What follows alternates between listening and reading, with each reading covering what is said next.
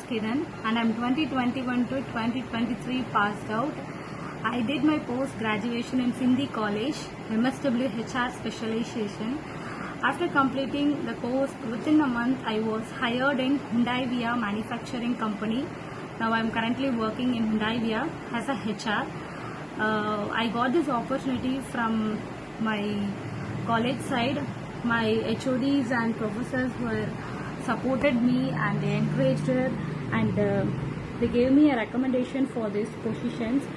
MSW HR was in peak course, so there was a lots of scopes and opportunities or in outside, especially in manufacturing and IT sector. So guys, please utilize this course MSW HR. Thank you.